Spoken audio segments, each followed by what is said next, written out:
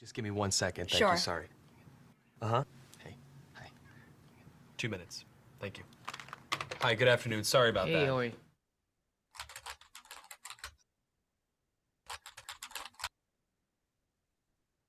Hi, nice to Hi. meet you. Nice to meet you as well. Have you ever done one of these interviews over the camera before? No. Well, let me tell you a little bit about the job to get started with. It's not just a job, it's sort of probably the most important job.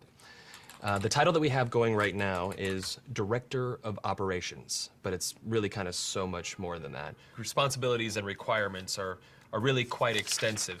First category for the requirements would be mobility. This job requires that you must be able to work standing up most or really all of the time, constantly on your feet, constantly bending over, constantly exerting yourself, a high level of stamina. Okay. That's a lot. For how many hours? 135 hours to unlimited hours a week. It's basically 24 hours a day, 7 days a week. I'm sure you'll have a chance from time to time to maybe just sit down here and there, yeah? You mean like a break? Yeah. No, there are no breaks available. Is that even legal? Oh, yeah, of course, yeah. Okay. Yeah. So like no lunch. You can have or- lunch, but only when the associate is done eating their lunch. I think that's a little intense. No, Not possible. that's crazy. Now, this position requires excellent negotiation and interpersonal skill. We're really looking for someone that might have a degree in medicine, in finance, and the culinary arts. You must be able to wear several hats. Associate needs constant attention. Sometimes they have to stay up with an associate throughout the night. Being able to work in a chaotic environment, if you had a life, we'd ask you to sort of give that life up. No vacations. In fact, Thanksgiving, Christmas, New Year's, and holidays, the workload is gonna go up, and we demand that. With a happy disposition. That's almost cruel. That's almost a very, very sick, twisted joke. Worried about when there's time to sleep or... Oh, no time to sleep. Yeah, all-encompassing almost. That's exactly right. 365 days a year? Yes. No, that's inhumane. That's very insane. The meaningful connections that you make and the feeling that you get from really helping your associate are immeasurable. Also, let's cover the salary. The position is going to pay absolutely nothing. Excuse me? No. Nobody's doing that for free. Yeah, You're pro crazy. bono, completely for free. No. What if I told you there's someone that actually currently holds this position right now? Billions of people, actually. Who? Moms. Yeah. Yeah. Moms. That's awesome. Oh. And they meet every requirement, don't wow. Oh my God. Moms are the best. Yeah, there's no pay. They're 24 hours. They're always there. Now I'm thinking about my mom.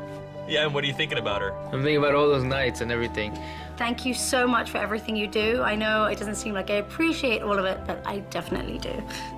So, Mom, I want to say thank you for everything that you've done.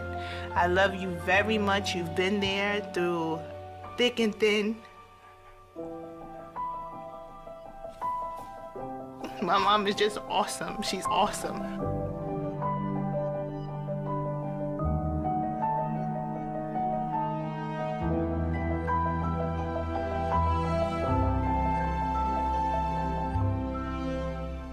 There's actually a lot of conversation these days about the role of mother and the statistics around it. So interestingly, I think over this year's Mother's Day or this month, we were going to hear a lot more about the fact that there's a declining birth rate around the world, and pretty extensively, right? So theoretically, a woman has 2 children or 2.2 children, and it's replacement for the population on, in that community or technically on the planet. And the birth rate now is slipping below 2 in most of the world. In sub-Saharan Africa, it's still quite large, but even then it went from like 6 to 4. And the rest of the world is going down below 2. And if you look at South Korea, it's below 1. It's like 0.9 or something, which is absolutely freaking out, North or South Korea. And so you've got these really very aggressive socioeconomic plans to try and figure out. Actually, there was another article today that China is actually still at 1. And as much as they've tried to try and reverse it back or open it back up, and people just don't want to go there.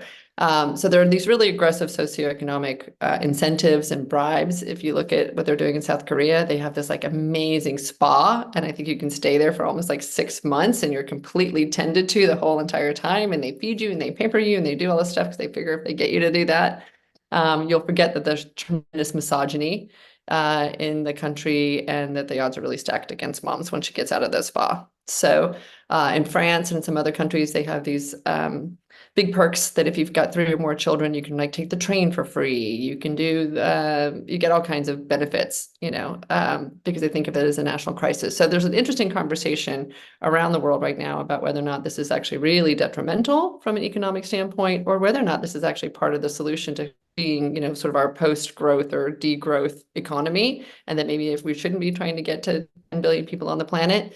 There was someone who posted something on LinkedIn the other day about Finland having a low birth rate, and for him, it was a cause for national identity concern. What he was basically trying to say is, listen, the only way we're going to be able to keep our economy rolling is if we then, have more immigrants that come in and fill in, and then that will change the sort of the makeup and the cultural identity of Finland, and then was accused of being racist in the comments. And he's like, I hear you, and Finland is somewhat racist.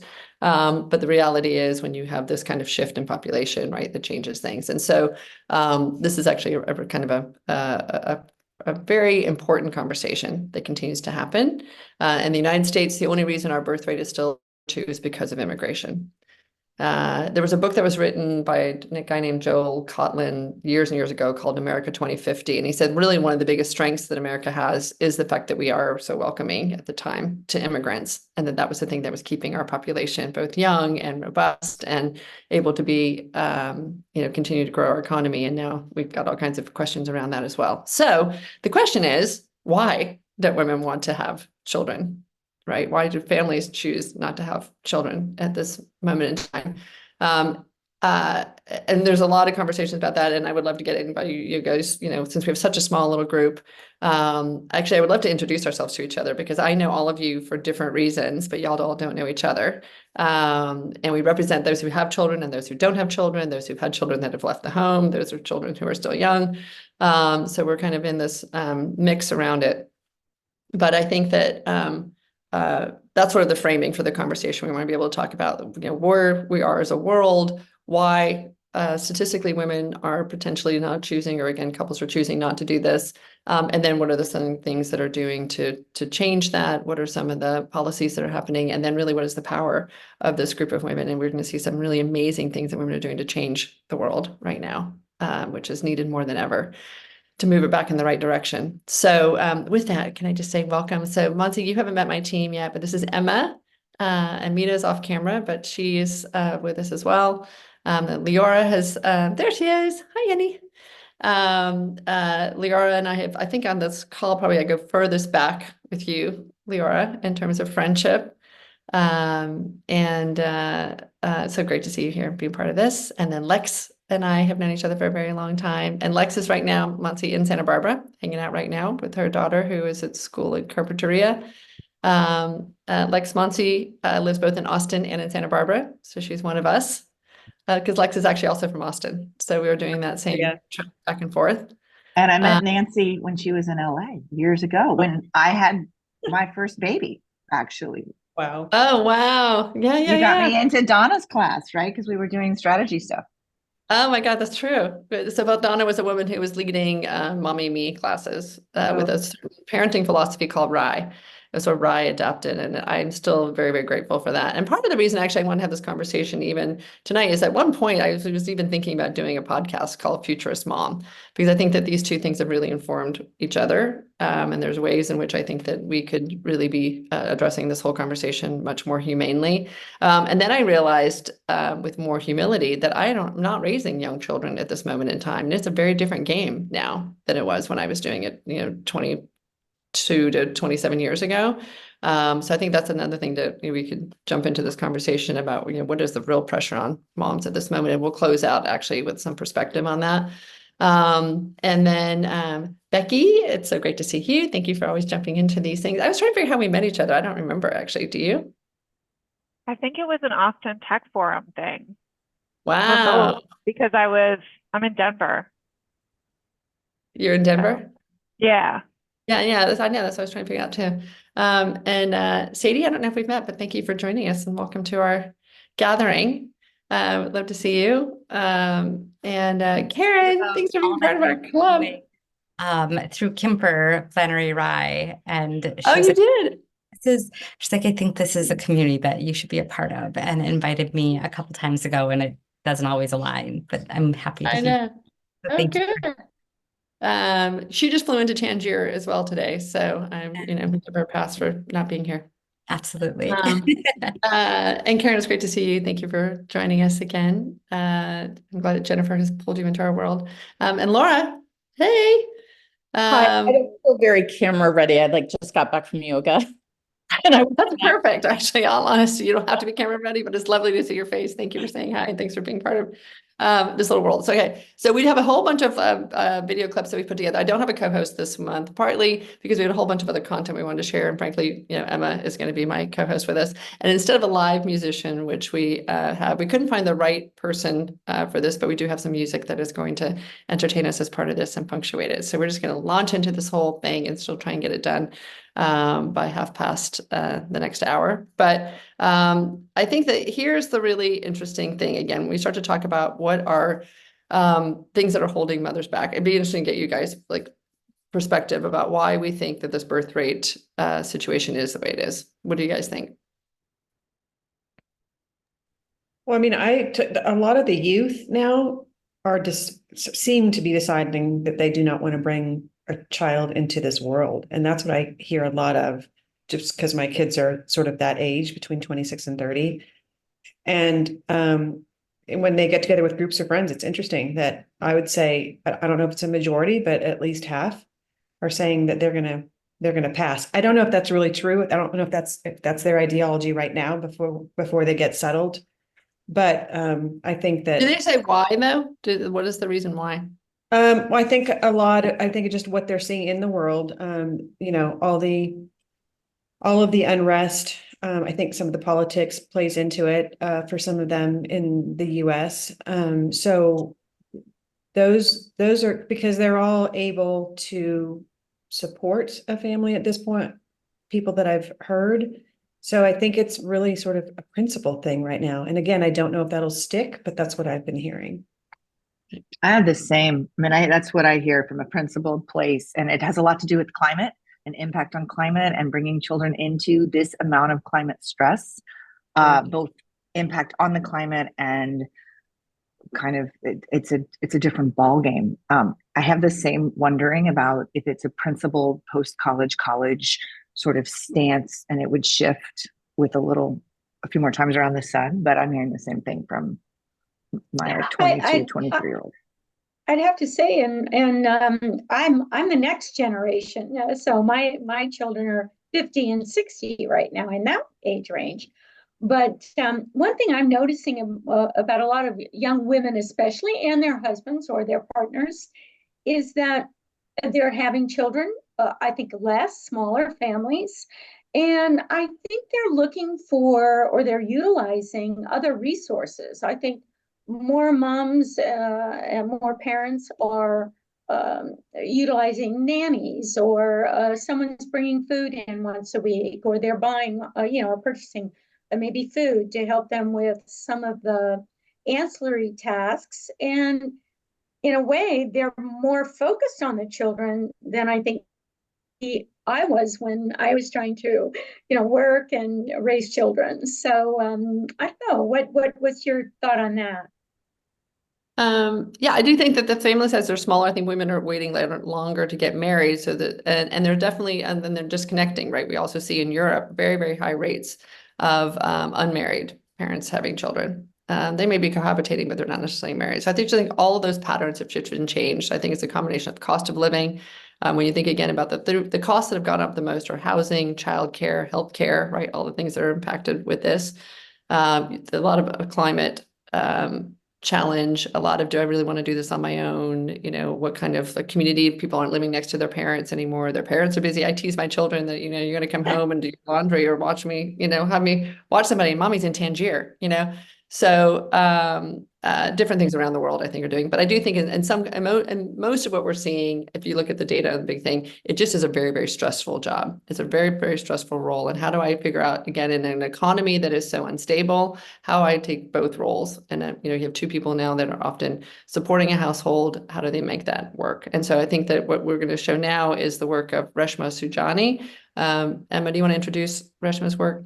If you guys don't know her, she's amazing. You're on mute. I think we're going to Riane first, who is going to take the scene for us. Whoops, I'm the worst about this. So a person who has been, thank you, Emma.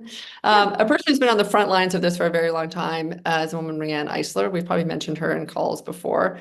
Currently, she is in her early 90s, but we're going to show work that when she wrote a book called The Real Wealth of Nations, she's written 14 books. And the most famous was The Chalice and the Blade, that really talked about the condition that women have been facing across time, and the systemic, you know, campaign against feminine impact on all levels of society. It's a very, very hard book, actually, to listen to or read. Because you get so angry doing it. But then she's been spending so much more time thinking about if we could rebalance our economic systems to put women and children at the center of it, it would really fix a whole lot of problems. So we're going to show her describing her book, The Real Wealth of Nations, a little excerpt from 20 years ago. But she's still, she's written, again, she wrote, the most recent book is called Nurturing Our Humanity, which really takes into consideration all the neuroscience that shows that if we invest in children 0 to 5, we actually have much better outcomes, right? Because that's when their brains, as we're learning, are so you know, not malleable, but you know, so they soak in so much. And we usually wait to start investing in children when we start preschool at maybe 3 or 4 or 5.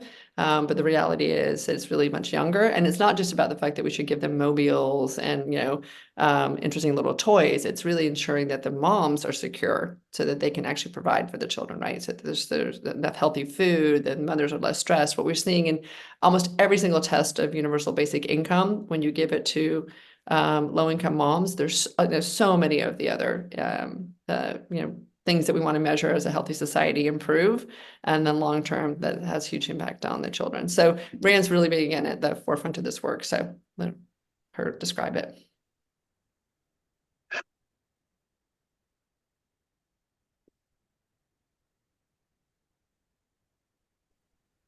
And so I have just finished my new book called The Real Wealth of Nations.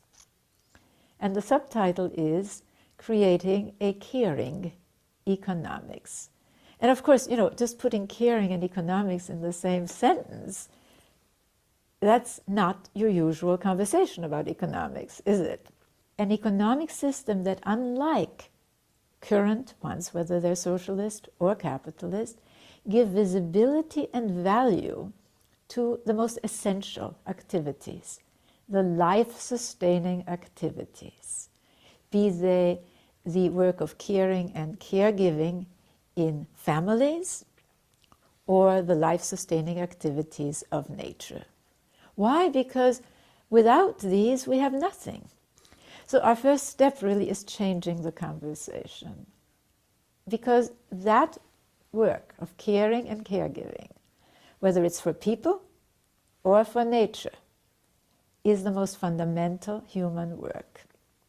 And yet, if you look at today's economic indicators of productivity, such as gross domestic product, gross national product, you see something absolutely ludicrous, but understandable considering that it came out of the domination system. These indicators give value, on the plus side, activities that actually harm, that actually take life. Yes, from oil spills, because you know the work of cleaning them up is terrific for GDP. From putting people in prisons, because after all, the prison industry is terrific for GDP. From making cigarettes, oh, the health costs and the funeral costs are terrific for GDP. Weapons, oh, fantastic for GDP. So That's lunatic, isn't it? But it's just as lunatic is what they don't include as productive work, which is the work of caring and caregiving that is performed in families, primarily still by women, although it's wonderful how many more men are now diapering and feeding and bathing and really mothering in their fathering. I mean, that's one of the most important partnership trends. But of course, whether it's done by women or men, it's not part of the GDP, nor is the life-sustaining processes of nature part of GDP. So naturally, what is not counted is not considered in policies. So the first proposal in my new book is a new map, a more realistic map for what is the domain of economics, starting with the core, the household, then the volunteer community economy that's unpaid, then the market economy, then the illegal economy, then the government economy, which are the only ones, those three that are counted today, and then, of course, the natural economy. If we start with this map, we have a completely different way of seeing what is needed, what kind of practices, what kind of policies are needed. And of course, I also point out in this book that we have inherited this way of, this really very distorted way of looking at economic systems from a time, yes, that oriented much more to the domination system, in which, the ranking of one half of humanity over the other, the ranking of men over women, was such a huge piece. So that women were supposed to do this work for free in a male-controlled household, and it was just not visible as important, as productive. And the aim, of course, is to have policies that give visibility and value to this most essential human work, and it's particularly important, well, of course, for humans it's essential, but it's particularly important for the post-industrial economy, where we hear so much about producing high-quality human capital. That's not produced in universities. If you don't start right there, early, and we do know that our early experiences really have such a profound effect, don't they, on, well, whether we're venturesome, creative, whether we can work with others, whether we are nonviolent or violent, etc., etc. And yes, whether we are really able to utilize our full human potentials. She can go on, and Riane is brilliant in all her ways. We are working right now. I had a call actually with her team yesterday. We're trying to figure out Riane's legacy, because now she's again in her early 90s. She might be around for another 10 years, and she could be around or not.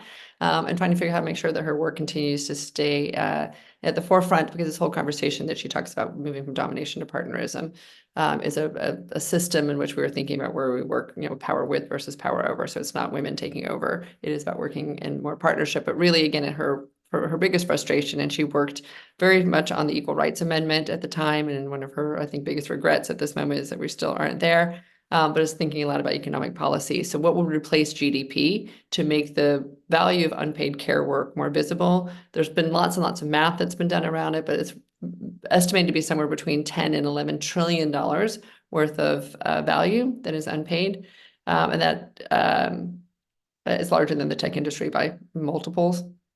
And the answer is not like you pay moms, right, and say it's worth this much per hour, but you start to think about the fact that it then has all this domino effect on being able to retire, because our earnings go down, the motherhood penalty. When when women who are working have a child, their income goes down by roughly 60%. When a man has a child, the income goes up by X percent.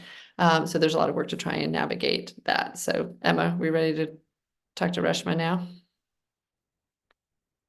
You're muted, honey. I thought, were you going to introduce her? So sorry, I didn't realize I was still on mute. It's just habit. Yeah, and that feeds exactly into what Reshma is going to talk about in this clip that we're about to play. So Reshma Saujani, for anyone who doesn't know her, she has for the last decade been building movements to fight for women and girls' economic empowerment. She is the founder of Girls Who Code, which is a really well-known organization that has basically served millions of girls globally, not just in the US at this point. And she is the founder and CEO of the Marshall Plan for Moms, which is now known as Moms First. And the whole thing that she's been building is really a movement to position mothers in our economic recovery and value our labor by advocating for policies that support moms, from paid leave to equal pay to childcare benefits. And so Moms First actually has grown to extend to more than 1 million mothers and their allies across the country. And she's actually about to host an event with some famous celebrities and other well-known people, which I will put a link to in the chat, because I think that's going to be really worth showing up for and taking a look at. Yeah, May 14th. I think she's yeah. And she, coincidentally, she was the first Indian American woman to run for US Congress. So that's pretty cool.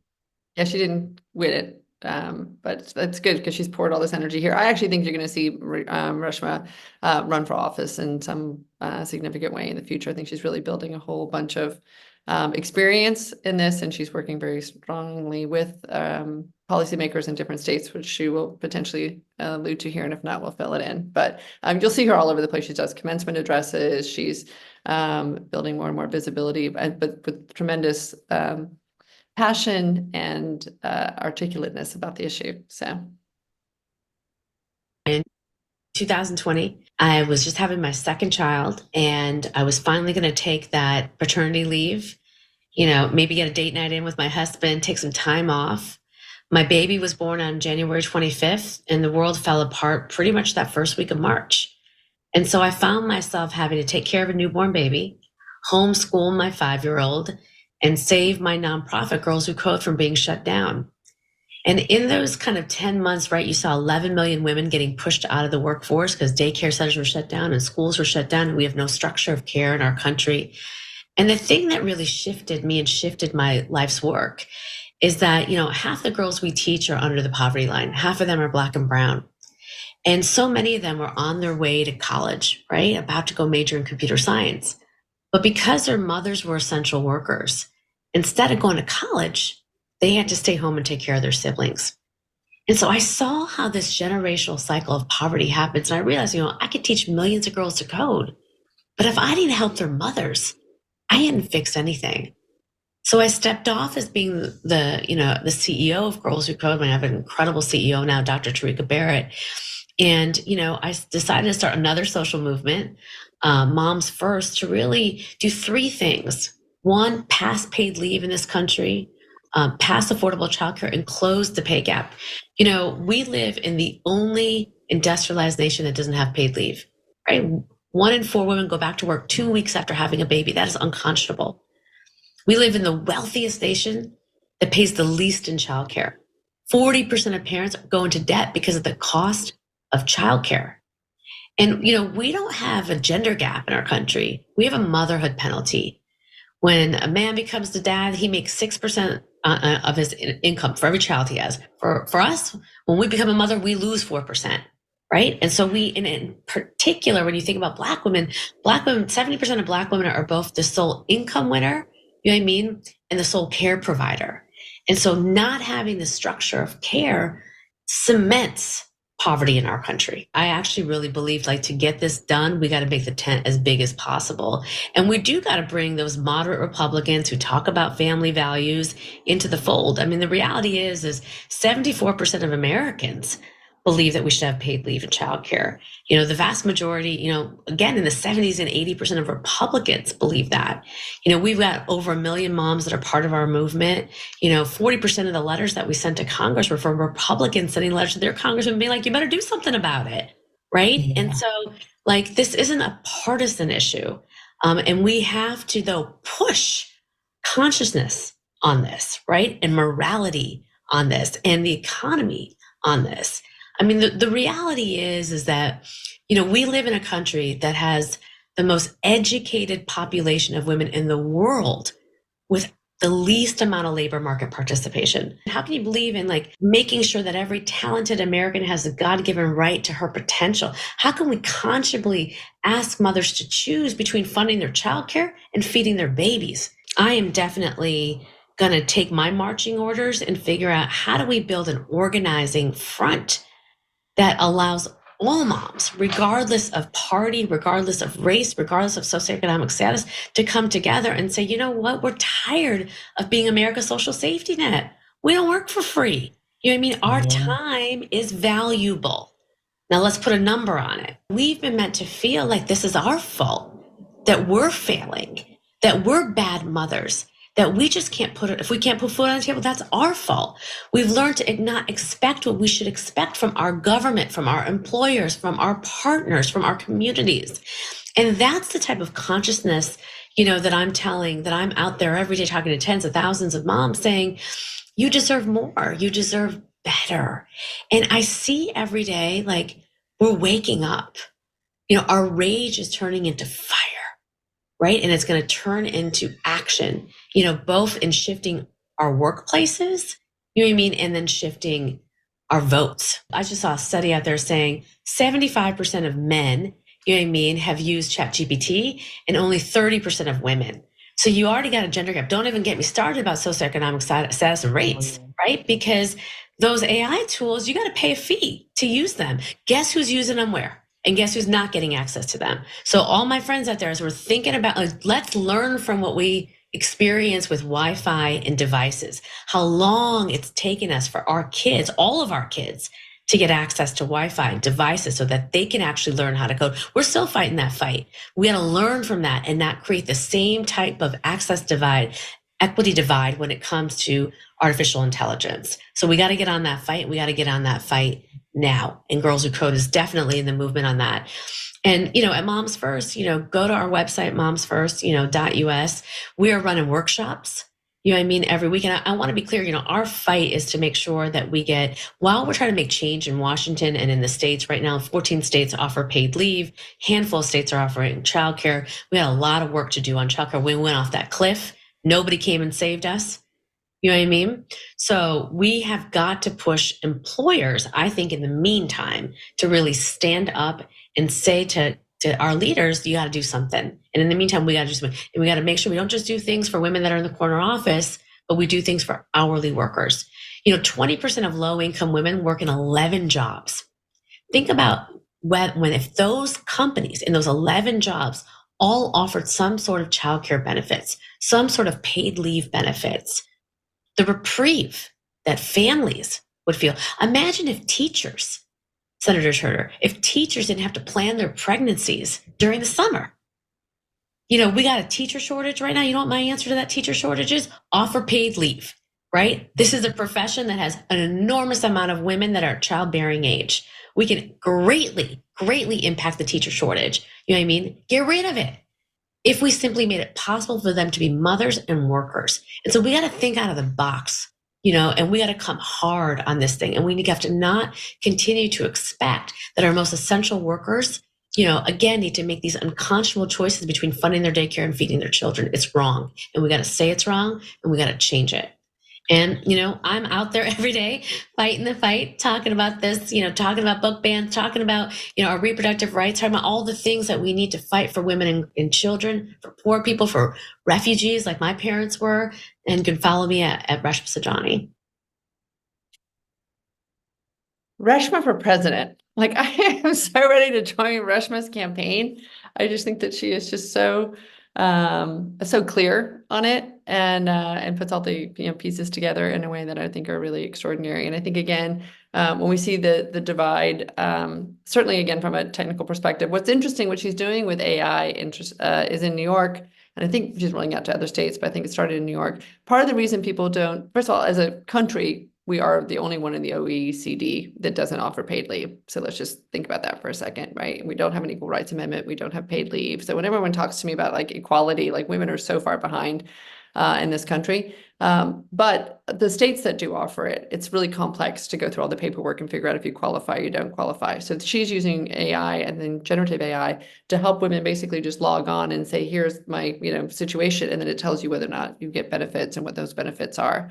And at her event, actually in May, Sam Altman is actually joining that event, which I think is interesting. So she's trying to figure out how to marry AI to make it just, a much more human and much more accessible experience to be able to get to some of the things that do already exist. So she's not just in there trying to fight it, but she's also trying to make it more accessible. So again, I'm going to say big love and appreciation to Reshma to try and help us navigate some of the craziness that exists in this world. So I had some stats here I was going to read, but I think that we can move on from that. So here's the thing, right? Again, not everybody in the world needs to be a mother to be involved in this conversation. And there's a growing appreciation for the fact that we can make these life choices. These are, back in the day, you had to have children in order to be able to run the farm. At some point, it became a lifestyle thing. It became a choice of whether or not we want to have children.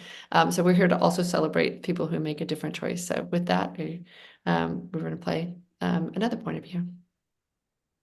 One thing that I have made abundantly clear is that I do not want children. I say it on stage. I say it in interviews. It's the first thing I say to myself in the mirror when I wake up each morning, right before I tell myself, God, you're a dynamic woman.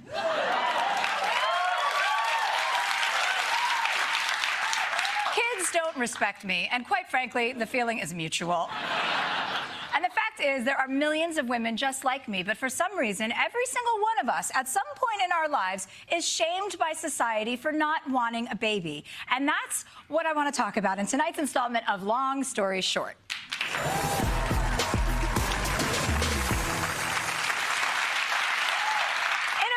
And honestly, everywhere, motherhood is treated as a woman's central purpose in life, as if our destiny is to let a tiny stranger rip a hole through our Pikachu from the inside out.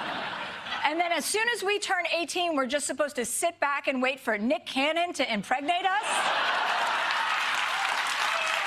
And look, infinite respect for moms, but motherhood is hard. It's so hard, it even broke Marie Kondo. Tidying up was her life's work. Then she has kids and was like, F it, living in squalor is fine. So it really shouldn't be surprising that some women aren't signing up. Instead of shaming childless women for what we're doing to the country, you should be thanking us. We are saving society. We are more likely to give our money to charity. We have a lower carbon footprint. We're the reason there are fewer screaming children on airplanes, in movie theaters, and restaurants. And every baby we don't give birth to is one less baby that could grow up to be the next Elon Musk. And guess how many children he has? 9. You better bring them all to Mars with you, buddy, okay? And when are you going to Mars? Go already.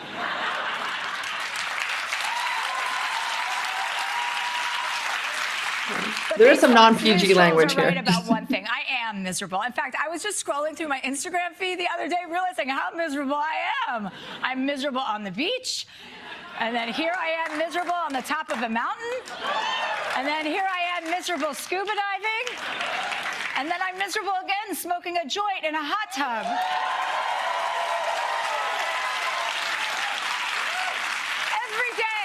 Is truly a new circle of hell for me. The simple truth is that I'm not having a kid because I'm happier without them, and that's really not of anyone's concern but my own.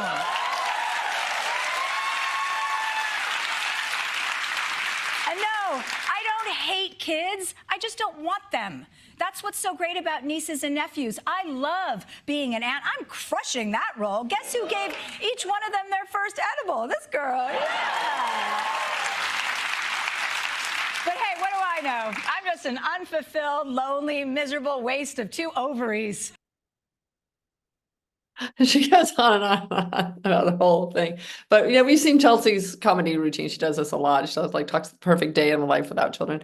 So that's the reality, right? Is we want to be able to respect both points of view and be able to celebrate both points of view and recognize that all of us are caregivers in a broad range. Like I think of myself as actually a mom to the world's children, right? Whether or not it's just my own three. Everything that I do is about trying to support and ensure that they have a safe and thriving future moving ahead. And so that's why I think this conversation is much more broad than I think that we've given it full visibility to. But there are some really interesting things that people are doing in terms of innovation. And there's a woman who I met several years ago in the Philippines who's really concerned about the question right now. If you had really, really low income women, like the people who had the least amount of education, who were leaving the Philippines and going to become domestic care workers in other countries and leaving their children behind. So their, the grandmother or an aunt would take care of the children, but they wouldn't see their children for months at a time in order to be able to bring money back. And she thought that that was a really horrible situation and was trying to figure out a way to be able to solve it. So enter again the world of AI. I think at first it wasn't AI. I think it was just digital and technical training, but now she's moved it to AI. And when we think about the world of AI, data labeling, the way that machine models are trained, right, they have to be given examples. And so they have humans that are literally training these AI models by doing very often very mundane, but very simple tasks around saying that this is what the color red looks like, or this is what a shirt looks like, or just being able to label things inside photos. And it continues to get more and more sophisticated, but it's basically still a very human task. And it has been done actually in ways that are not very humane. It's very much a digital sweatshop around the world. People get paid very, very little money to do it. So she saw this intersection between all of these things and created something called connectedwomen.ai, in which they train these, again, least educated women in the Philippines to be socially responsible, well-paid part of the data and AI labeling world. And now these women get to work from home and they get to stay with their kids. So we'll hear from Gina for a moment, Gina Romero. I just think she's such a heroine. Our model is those who have the highest potential, but those who are most in need. So it could be women who have been displaced from their job because maybe they have a child with special needs, for example, or with this type of sickness that requires 24/7 monitoring and care. But they also need to earn because they're in a financially disadvantaged situation, having all these additional medical bills. So, we try and work closely with those local governments to select. But most of the time when we advertise this, we're not advertising it as like a job in the AI industry. It's really more of a work from home opportunity where they can learn technology so that they can, so they can earn. So when we were struggling with the job matching platform in those early days, I knew that we had to pivot and find something that was more accessible and something that, my sort of challenge to myself is find a job that anyone can do, right? That anyone can learn, that anyone can do. So I was, reading online and sort of browsing around what other countries were doing. And I found some interesting use cases on the data annotation in India and Africa. So, I kind of like based the inspiration of Connected Women on there, but with our own specific focus on women and working from home and all the rest of it. It's really hard so my favorite thing is thinking about the future, not doing what we're doing, not doing the day-to-day. And I'm really happy that now I have, Agnes in my team, who's our CEO, who joined us last year, who takes over the day-to-day from me so I can think more about the future and have conversations like this. But I'm not sure where it's going, to be honest. Like, all I know is that we really need to reskill everyone, everyone at all levels. I think that's really important. And everyone in an ideal world would have a basic understanding of how these tools work, just the basics.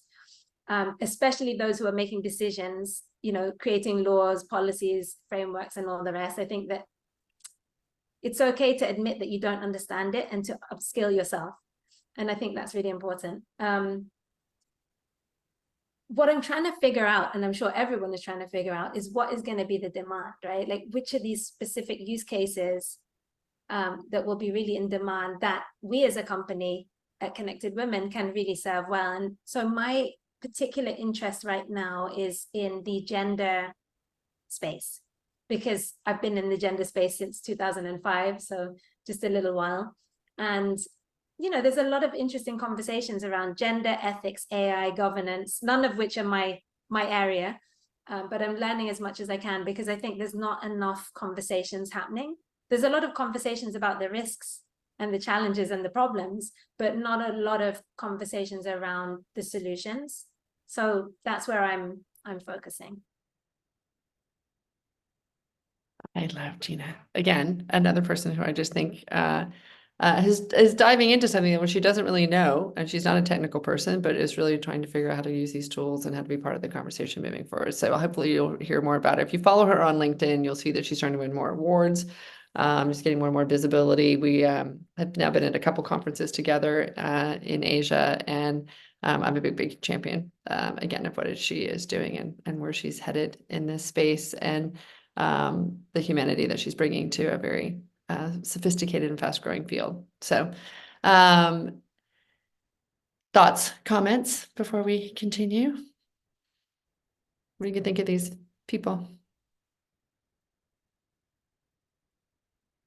Incredible. Right. I want that. I can feel a whole like legislator right now with like, you know, amazing women. I think it's really interesting, the verb, just to sort of take it broader to the notion of, you know, to mother all of these children. I mean, the work that I do in education, like part of the consciousness shifting is just around all of they're all our kids, right? And when you start thinking my kid and then my voucher and my, that sense of collective consciousness. And so the act of mothering as a verb feels like a piece of, and then I'm seeing how people are doing it is brilliant, but seems like an important piece of the consciousness shifting. Right. So when we talk about the new story, right, we're always thinking about this gathering, not just in terms of talking about like let's rehash all the stuff that's happened in the past, but what is the new story, right? What is the new story around economic? What is the new story about support? What is the new story about technology? And I think that to your point, really recognizing that we are all in this work and that it matters to all of us for all different reasons. I totally agree. Any other thoughts? All right.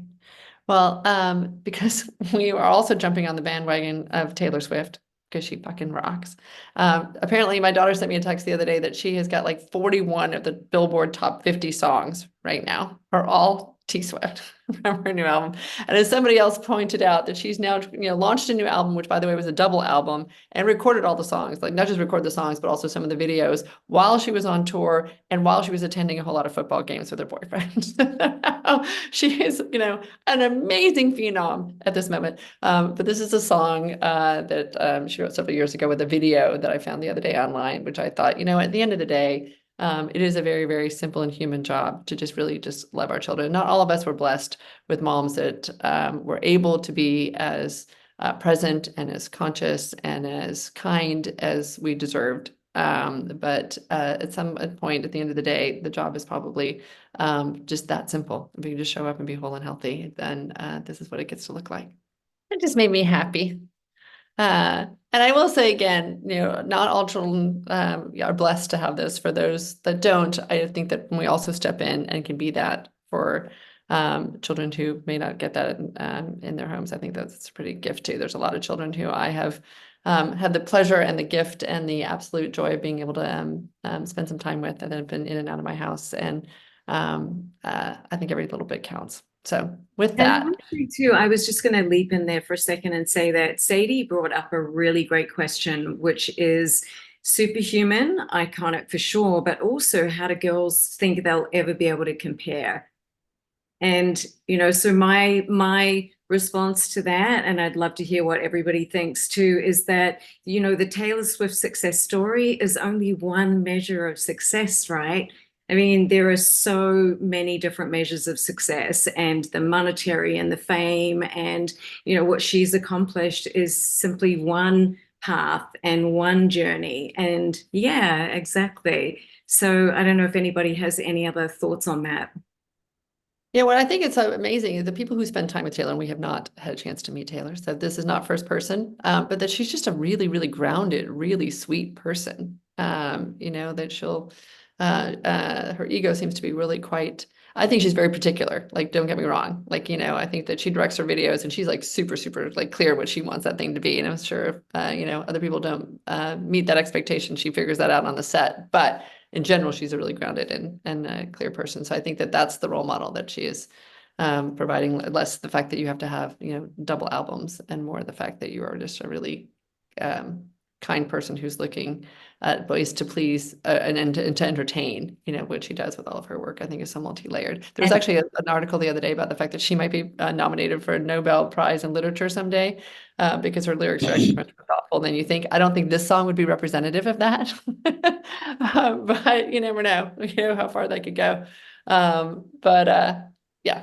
What I liked about this video is that her mom just seemed so normal. Like, you didn't have to be a super mom to raise a super kid, right? You just have to be present and on their side. There's a line in that song that says, "You believed me even when I was wrong," or "You had my back even when I was wrong."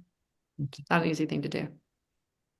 I had 2 afterthoughts after I typed it. And one of them is like the one that I share with my kids and myself all the time, is that comparison is a thief of joy. So maybe it doesn't matter.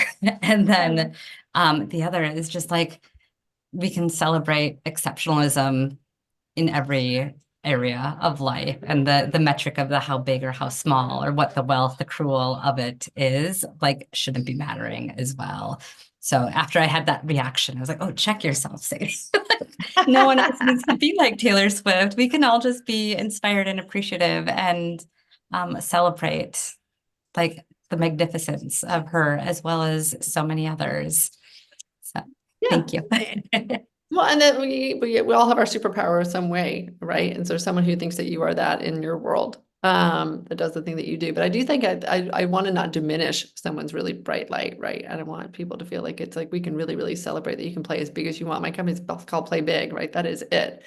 And it's again, not about fame and about money. It's about really having impact and really touching people with as much as you can. So I think she's a great role model for that. We're going to switch gears now and say, you know, we've been talking a lot about, like, you know, why people choose or to have children or not, and whether the support is there for them or not, particularly in the United States. But there's another interesting thing when you really think about Mother's Day and the genesis of Mother's Day. It was about mothers really wanting to be in action. So there was a woman named Anne Reeves Jarvis, who was known as Mother Jarvis back in the day, and she was a young Appalachian homemaker and a lifelong activist who, during the Civil War, organized women's brigades, encouraging them to help without regard for which side they were working on. And after the war, she proposed a thing called Friendship Day, Mother's Friendship Day, to promote peace between the Union and the Confederate sides. And she was able to do that, I think, in Boston for about 30 years. She created a smaller event, and then it kind of died out. And then an abolitionist named Julia Ward Howe sort of picked up the wind from that and wanted to actually create a holiday that was called Mother's Peace Day. And she was very, very focused on remembering that, as she is actually also the woman who wrote the Battle Hymn of the Republic, and had, you know, again, was very active in this. And she wrote a proclamation of what she felt like that day should be in honor of.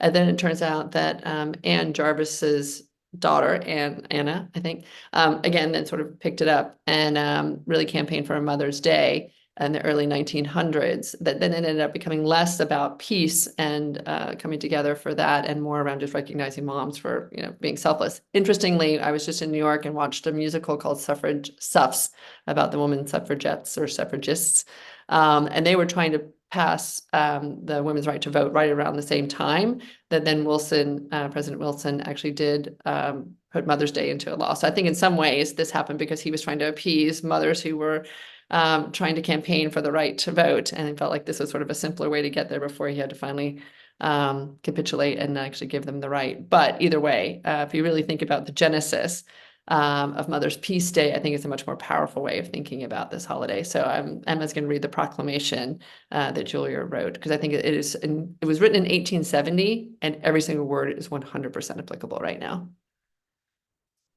Oh, well, and it seems so poignant that right now there is a storm raging outside that just started up, and there's thunder. So if you can hear all of that, or you can see flashes of light, that's what's going on here. Same here. That's why I keep going in and out. My internet keeps going on and off. So same here. All right, awesome. Arise then, women of this day. Arise, all women who have hearts, whether our baptism, be that of water or tears. Say firmly, we will not have great questions decided by irrelevant agencies. Our husbands shall not come to us reeking with carnage for caresses and applause. Our sons shall not be taken from us to learn all that we have been able to teach them of charity, mercy, and patience. We, women of one country, will be too tender of those of another country to allow our sons to be trained to injure theirs. From the bosom of the devastated earth, a voice goes up with our own. It says, disarm, disarm. The sword of murder is not the balance of justice. Blood does not wipe out dishonor, nor violence vindicate possession. As men have often forsaken the plow and the anvil at the summons of war, let women now leave all that may be left of home for a great and earnest day of council. Let them meet first as women to bewail and commemorate the dead. Let them solemnly take counsel with each other as to the means whereby the great human family can live in peace, each bearing after his own kind the sacred impress, not of Caesar, but of God. In the name of womanhood and of humanity, I earnestly ask that a general council of women without limit of nationality may be appointed and held at some place deemed most convenient and at the earliest period consistent with its objectives, to promote the alliance of the different nationalities, the amicable settlement of international questions, and the great and general interests of peace. Amen. Amen. Amen. Right. Yeah. One of my favorite lines is, our sons shall not be taken from us to unlearn all that we have been able to teach them of charity, mercy, and patience. Like, I just makes you cry when you think about what's happening right now in the world. And that's so with that, I am really trying to reclaim Mother's Day as Mother's Peace Day, and want us to happy to share copies of this. You can go find it anywhere, but I just think that it's such an important thing that we remember that we're here. And we turn our attention now to the women who have really been on the front lines trying to fight for greater safety for our children, and when we pull together what is possible. So it's interesting when you think about it. Yeah. I just want to comment on something that I really heard in that, and I would love to see it. The first thing that they want the women to do is bewail the dead. Yeah. And so that idea of women being able to hold the grief first and then move is so profound to me, because that act of grieving into the peace, it's just, that really struck out. So I just wanted to double click on that. Thank you. You and I have had conversations recently, like that is where my heart is right now. I'm thinking so much about the grief side, less around the war piece of it and more around just the condition of women, right? Every time I read something, it's happening in Texas right now to women, or in Arizona or in Florida, anywhere else. I'm getting very, very, very distraught and upset about it. And I was with a group of women recently in Costa Rica, and we had a grief ceremony around this conversation about what's happening on the planet right now. Because we felt like it was the only way you can actually reconnect to joy is if you also then feel the significance of what we're feeling on the other side. So I think as a nation, or as a humanity, as a planet right now, I wish there was more space for that kind of ritual, because I think that then we would be able to, it's coming out sideways instead of being able to come through this door. So thank you for pointing that out.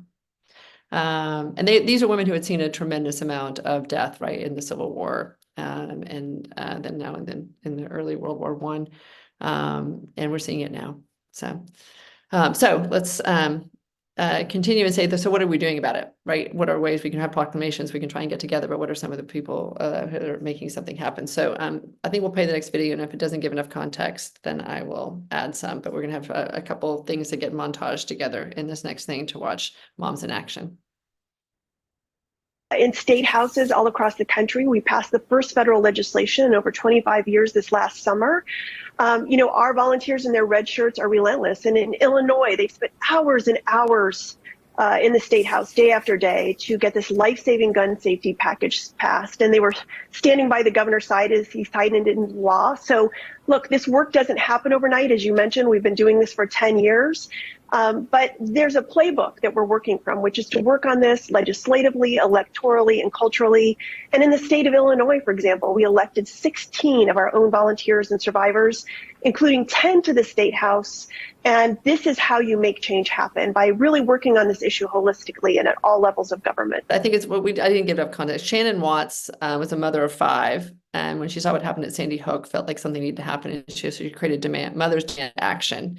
Her children were not involved, but she just felt, again, like, again, this goes back to, again, mothering the world's children, not just our own, that she wanted to be in the forefront of that. And she put something together on Facebook, and it ended up becoming this like huge, she was pulling back to your point, Alexa, about the grief and about the frustration that we all had pent up. She found a way for to be kind of a magnet for that, to pull that together and then turn that into a group that works very hard legislatively to change the laws and to, again, as she said, put people in office. And what we want is women in office, right? We want mothers in office. We want people who care about this stuff in office, which is why Jacinda Ardern was so inspiring to us when she was there, because she brought her humanity and her motherhood, or mothering, to office, and was able to take care of some things in a pretty extraordinary way, very fast, and very humanely again.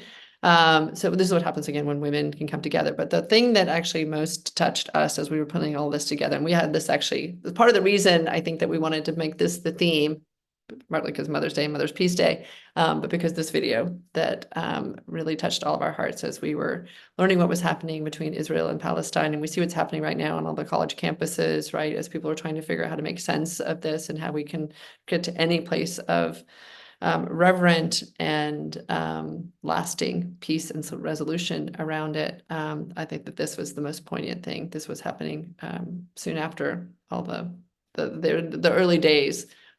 This group came together. Peace, equality, justice, and freedom. Peace, equality, justice, and freedom. This is for the first time that we have a true partnership between Israeli and Palestinian women on equal levels. We're not looking at political interest. We're looking at peace as a need for us. We're looking at security as an equal need for both sides rather than one side over the other.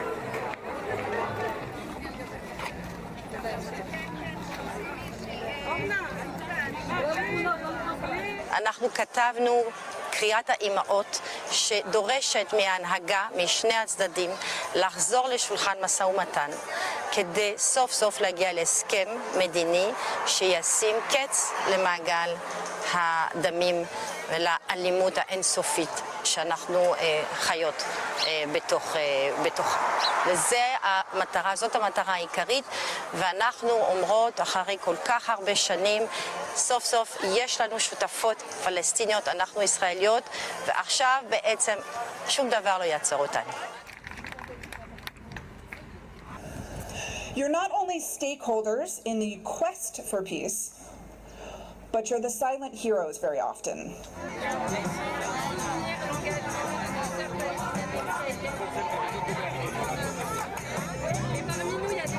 We've got thousands of women, and now this is the time for them to make the world hear their voice, and their message is that we want our kids to be alive rather than dead.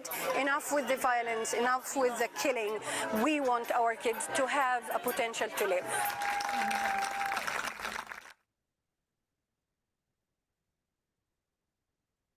Right. Just take a moment to just be like in solidarity with those moms.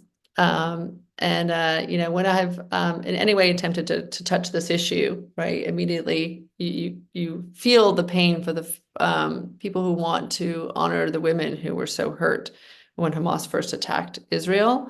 And so on behalf of protecting women, this is what we're going to go do. But what I think is so beautiful is to see the women who were the ones who were the victims of this, horrific thing, stepping past that to be able to try and meet on the other side and hold a space for peace and future for their children. And I think that this is where it goes. And I think what's interesting, again, is on the campuses, these are some of the children that were raised by these kinds of moms, right, who are now trying to also be advocates. And sometimes, yes, it goes too far. And yes, this is an amazing teachable moment in my point of view about, we can teach about history, and we can teach about Semitism, and we can teach about, totalitarian control. There's so many things that we could be helping these students better understand, but the fact that they're stepping in and trying to do something, I think is quite beautiful.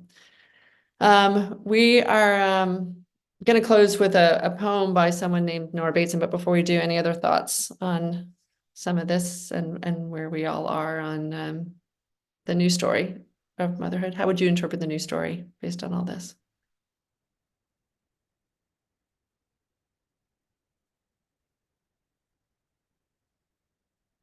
Thoughts, feelings?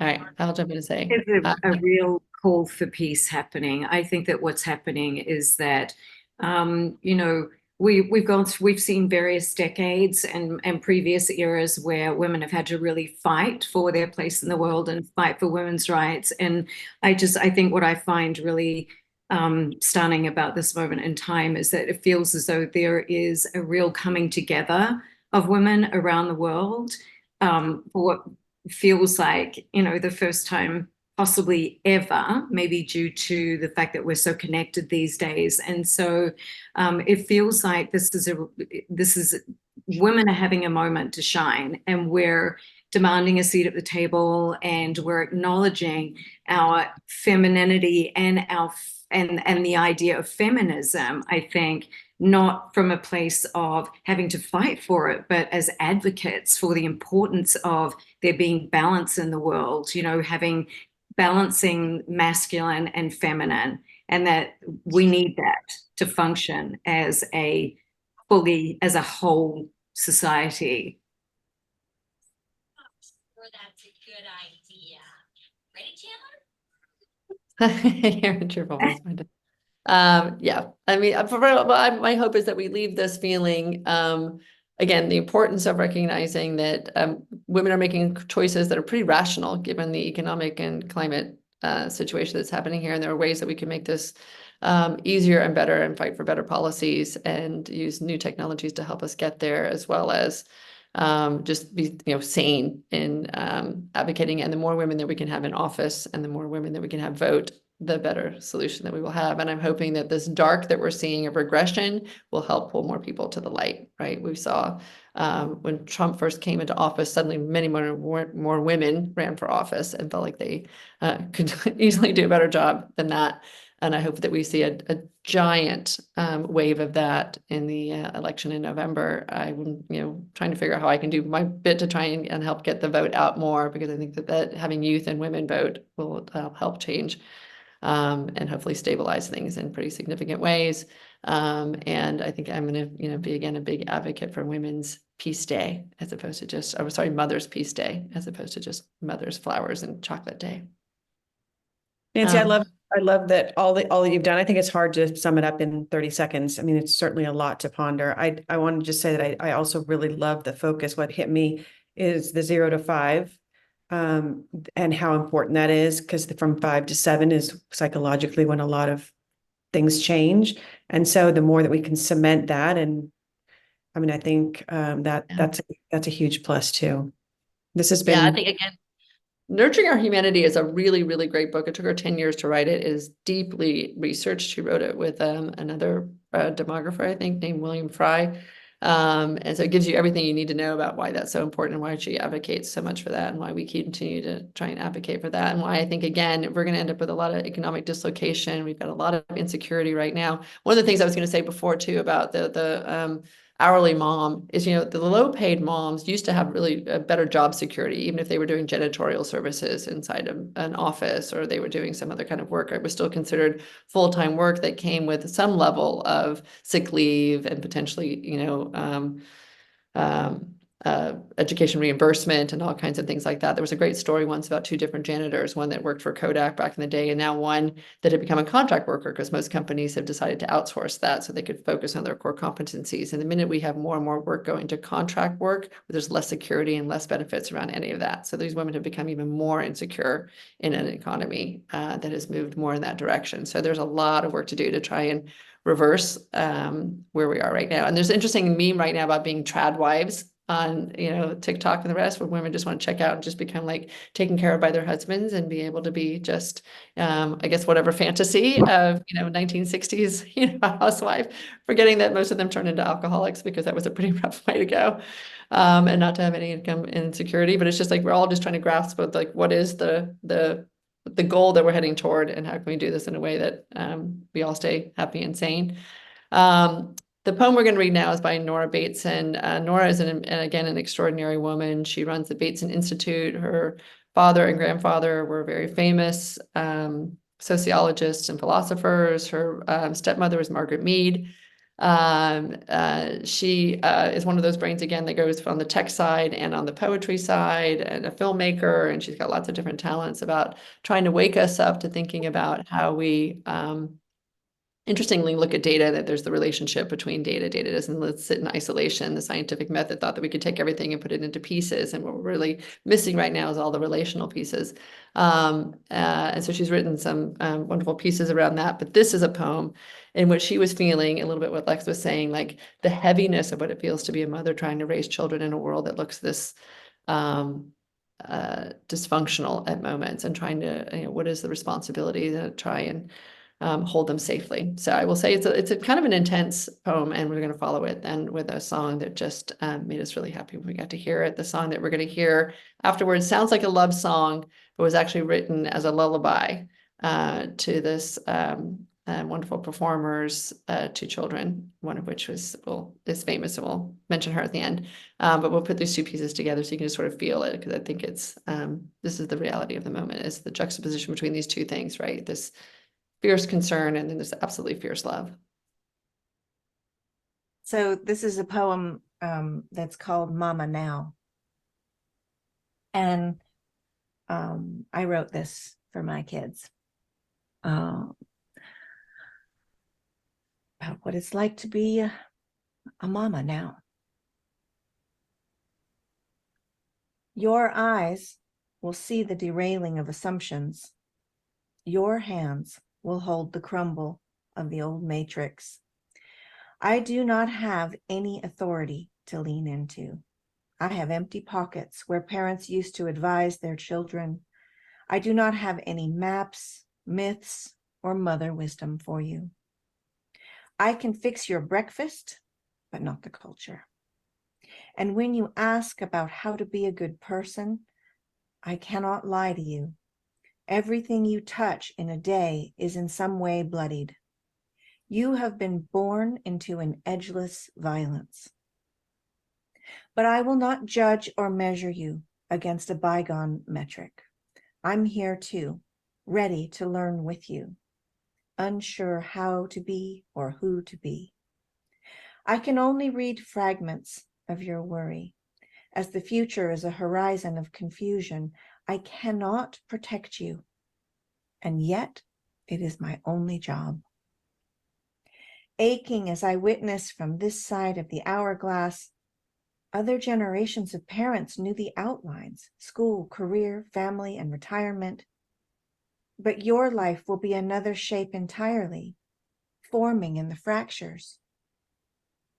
When you say you need a goal, I offer you an expired ticket. Superficial memes roll off the tongue right into your bullshit detector. Success in the existing system is not going to do you much good. Your integrity is your rage, and I will nourish it. Your dignity is your curiosity, and I am tiny beside it. Your courage is your pain, and I will sing to it with you. We will riot together.